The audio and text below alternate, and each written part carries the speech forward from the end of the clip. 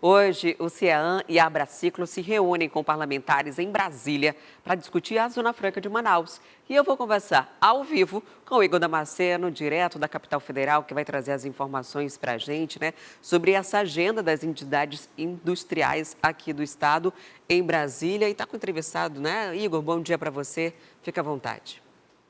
Adriane, bom dia para você, bom dia para todos que nos acompanham ao vivo aqui no nosso Manhã no Ar. Eu falo do Salão Nobre da Câmara dos Deputados, onde industriais estão reunidos para falar sobre os desafios da Zona Franca de Manaus. Suframa, CIEAM, Abraciclo, todos eles vão se reunir com a bancada federal do estado nesse momento para falar sobre os desafios do setor industrial, do polo industrial de Manaus para os próximos meses. Haja vista que a gente tem falado de reforma tributária aqui no Congresso Nacional e isso mexe diretamente com a Zona Franca de Manaus. Eu vou falar agora com o Marcos Bento, ele que é o presidente da Abraciclo, a Associação Brasileira de Fabricantes de Motocicletas. Doutor, bom dia para o senhor. Qual a importância dessa discussão? A gente tem aqui no Congresso Nacional a discussão a respeito da reforma tributária. Isso mexe diretamente com a Zona Franca de Manaus. É importante que todos se unem nesse momento para falar a respeito da Zona Franca? Bom dia, senhor. Bom dia a todos. Com certeza, acho que nada melhor do que estar aqui em Brasília, onde estão aqueles que vão votar a reforma tributária. A gente teve um primeiro semestre muito importante, onde a decisão foi tomada na Câmara dos Deputados e o assunto agora está no Senado Federal.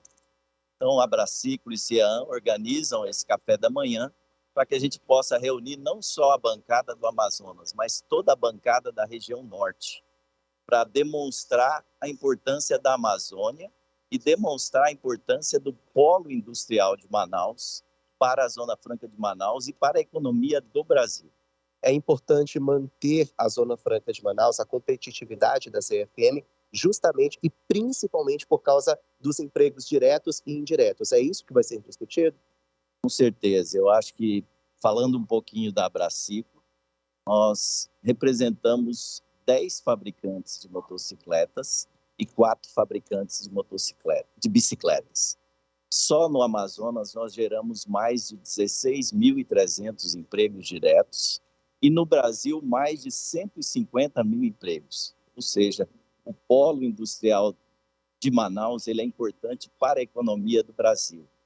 E esta discussão que a gente traz hoje aqui exatamente para demonstrar a importância de produzir em Manaus, porque nós geramos economia não só para a região amazônica, mas para todo o Brasil, gerando renda e principalmente inclusão, porque o nosso produto, ao contrário do que se tem falado, o nosso produto chega no consumidor final com preço mais acessível por conta do IPI, que é repassado diretamente para o consumidor final.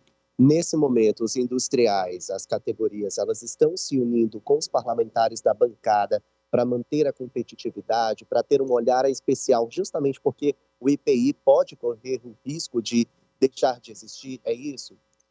Eu acho que nesse plano de reforma tributária que foi discutido, na fusão dos impostos, um deles vão ser criado um novo imposto federal e, com isso, existe a exclusão do IPI. E o IPI hoje é um ponto de equilíbrio importantíssimo para quem produz no Amazonas. Por isso que a gente está buscando uma discussão para que mantenha-se a competitividade de um acordo já firmado. Nós não queremos nada mais. Nós temos que relembrar que a Zona Franca de Manaus é uma garantia constitucional que já está prevista atualmente até 2073. Então, o que nós, empresários, estamos militando é simplesmente a manutenção da competitividade da Zona Franca de Manaus. Doutor, obrigado pelas informações do senhor. Então, Adriane, está sendo feita essa discussão aqui no Salão Nobre da Câmara dos Deputados. A Abraciclo já chegou, o CIEAM também, Suframa está chegando e junto deles também os parlamentares da bancada do Amazonas e representantes de outros estados da região norte também. Todos estão discutindo a competitividade da Zona Franca de Manaus. É um método que os parlamentares do estado e também os empresários industriais encontraram para ter um olhar especial, para chamar a atenção da Zona Franca, do Polo Industrial de Manaus, para que lá na reforma tributária não haja modificações significativas que impactem negativamente a Zona Franca de Manaus. Eu vou ficar por aqui, a qualquer momento posso voltar com novidades. Volto contigo. Tá certo, Igor. Até daqui a pouco, então, como a gente acompanhou, o IPI é um principal imposto para essa indústria, principalmente para o setor de duas rodas, que tem movimentado muito, tem sido protagonista na indústria, batido recordes e recuperação de renda no último ano, né, principalmente. E sem o IPI é preciso que haja compensação fiscal. E a gente vai seguir acompanhando de que forma, dentro da reforma que está proposta, a Zona Franca de Manaus vai ser ou não afetada. E por isso essa reunião acontece em Brasília. Mas essa não é a única notícia que vem de Brasília. Ontem, em depoimento à CPMI dos atos antidemocráticos de 8 de janeiro, o ex-ministro-chefe do Gabinete de Segurança Institucional, o general Augusto Heleno, negou ter participado de qualquer articulação golpista contra o resultado das eleições presidenciais. O general Augusto Heleno negou que tenha tratado de questões eleitorais com outros militares quando era ministro do Gabinete de Segurança Institucional. Também afirmou que nunca foi ao acampamento de bolsonaristas no quartel-general do Exército, mas garantiu que o clima do local era pacífico. Também declaro e assino embaixo, jamais estive no acampamento que foi realizado em frente ao que a gente chama de Forte Apache, né? Eu nunca fui ao acampamento, não por falta de tempo, mas por falta de condições de participar do que realizavam no acampamento, que, pelo que se sabia, eram atividades extremamente pacíficas, ordeiras, e eu nunca considerei o acampamento algo que interessasse a segurança institucional. Questionado, o general defendeu o ex-presidente Bolsonaro e disse que ele não tinha intenções golpistas. O ex-ministro ainda chamou de fantasia a delação de Mauro Cid à Polícia Federal. A delação do Mauro Cid está sendo proclamada aos quatro ventos e ela é uma delação sigilosa e que não foi apresentada ainda, pelo menos publicamente, a ninguém. Então, quem está citando delação do Mauro Cid está usando um documento que não existe. No entanto, os parlamentares da base governista afirmaram que Heleno estava mentindo e mostraram uma foto em que o general estava reunido com Bolsonaro, Mauro Cid e a cúpula do Exército. Ele ainda se estressou com a relatora Elisiane Gama. Na sua opinião, as eleições brasileiras agora em 2022 foram fraudadas? Já tem o resultado das eleições, já tem um novo presidente da República. Pô, não posso dizer que foram fraudados, foram examinados. O senhor mudou de ideia, né? Muito obrigada, presidente. Ela fala as coisas que ela acha que tá na minha cabeça. É pra ficar, né? Por favor, respeito à relatora, ao presidente. Próximo. Está demais. Por decisão do ministro da Suprema Corte, Cristiano Zanin, Augusto Heleno ganhou o direito de permanecer em silêncio em perguntas que poderiam gerar uma autoincriminação. Na maior parte da oitiva, o ex-ministro resolveu falar, mas ficou em silêncio quando foi questionado da participação dele de uma suposta reunião com o hacker Walter Delgatti. A relatora Elisiane Gama disse que Augusto Heleno mentiu na comissão. Na verdade, ele se contradiz, ele mente claramente ao longo do depoimento e isso ficou claro. Inclusive, confrontamos ele ao longo do processo das oitivas e, na verdade, nos leva a crer o entendimento que a gente vem trabalhando, de fato, na investigação, que de certa forma, uma complacência, não é, em relação a esses atos que ocorreram no 8 de janeiro, atos que claramente hoje, ao longo do processo, nós compreendemos que houve uma tentativa em relação a um golpe no país e isso será naturalmente consignado em relatório, né? Nós fizemos, inclusive, esses cruzamentos de informações durante o depoimento dele aqui a esta CPI. Ele se irrita porque ele, infelizmente, não consegue encarar uma realidade que está diante dele. Depoimento que o Igor Damasceno acompanhou lá em Brasília e preparou essa reportagem, está também com a gente aqui na tela mais uma vez. Igor, O general Augusto Heleno, durante alguns momentos, como a gente mostrou durante a reportagem, se descompensou ali durante as perguntas que foram feitas, porque existia muita, dentro das próprias perguntas, a tentativa de atrelar a ele não só o 8 de janeiro de 2023, mas situações anteriores para sugerir que ele fazia, que essa estratégia de golpe é algo antigo dele e do padrão dele. E isso, por diversas vezes, o incomodou, né? A gente mostrou um trecho em que ele acaba se chateando com a relatora, mas ele também chegou a se negar a responder perguntas relacionadas a 1977, né? Como foi feito a ele durante o depoimento que aconteceu ontem.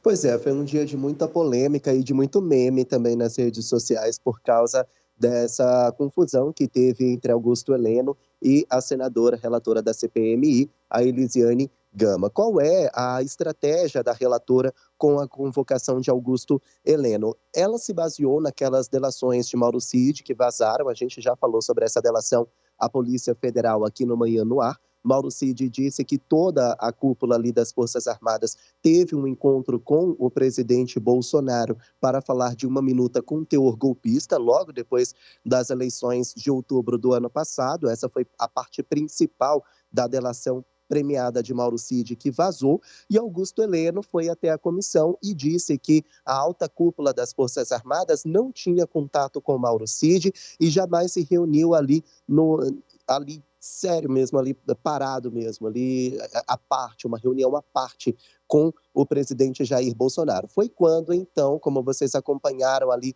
na reportagem, a relatora exibiu uma foto onde estavam todos aqueles que Augusto Heleno disse que nunca se encontraram. Mauro Cid, Augusto Heleno, a cúpula do Exército e o presidente Jair Bolsonaro, todos juntos. Então foi bastante contestado e por isso ele se irritou. Então a estratégia da senadora Elisiane Gama foi justamente desmentir Augusto Heleno e justamente tentar construir um contexto que estaria por trás das invasões de 8 de janeiro, onde o Bolsonaro teria sido o autor intelectual dessas invasões. Essa é a estratégia da senadora Elisiane Gama. Agora, depois que a gente viu o ex-ministro do Gabinete de Segurança Institucional se exaltar, perder a paciência, falar até palavras de baixo calão, logo depois vem a senadora Elisiane Gama e rir da situação. Então isso mostra também qual é o clima que está na Comissão Parlamentar Mista de Inquérito do 8 de janeiro. Os parlamentares estão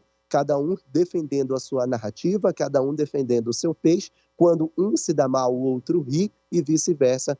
A gente já sabe que essa CPI vai acabar aí, enfim, né? Voltamos ao estúdio. Agora, a sensação que eu tive foi de muito despreparo de ambas as partes, né? Despreparo em relação aos parlamentares durante as perguntas, principalmente os que tentavam acurralar ali o general, e despreparo principalmente emocional, né, de equilíbrio, de Augusto Heleno para responder os questionamentos. Ele já chegou irritado, parecia irritado o tempo todo em todas as perguntas que teve que responder, tentou não ir, né, acabou precisando ir ao depoimento. Então, era um clima muito áspero, né? Um clima muito tenso e, como você bem falou, um clima que parecia coisa de escola, né?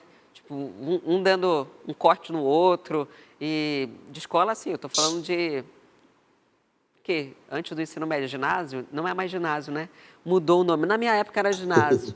Ensino fundamental. Era mais, o ensino fundamental. Era bem ensino fundamental, né? Só faltava falar assim, toma logo benção para ela e tal. Nesse padrão, uma comissão que deveria apurar algo tão importante. É realmente uma pena. A gente viu que a CPMI ela foi baseada na base da briga. Teve muita briga entre os membros da comissão quando G. Dias foi prestar depoimento, quando Anderson Torres foi prestar depoimento, aqueles terroristas condenados tentaram explodir o aeroporto de Brasília também teve muita briga. Agora é a primeira vez que eu vejo um depoente se estressar tanto a ponto de falar palavras de baixo calão, a ponto de viralizar nas redes sociais, como aconteceu com Augusto Heleno. Então a gente já sabe que a CPMI ela foi baseada realmente numa guerra de narrativas entre base aliada ao governo e oposição. Nessa semana, aliás, amanhã, está previsto mais um depoimento do Alan Diego dos Santos, ele que é um dos terroristas condenados, suspeito de tentar explodir o aeroporto de Brasília. A estratégia de Elisiane Gama é falar que o clima já estava tenso, o clima de golpe, digamos assim, já estava tenso aqui na capital federal, antes mesmo do dia 8 de janeiro, e ele estava ali acampado no quartel-general, em frente ao quartel-general do Exército, junto com os invasores. Então, ela até quer colocar todo mundo ali no mesmo ciclo. É exatamente por isso que Alan Diego vai voltar a prestar depoimento aqui no Congresso. Quer ficar por dentro de todas as notícias e programação da TV A Crítica? Então já se inscreve e ativa o sininho. E até o próximo vídeo.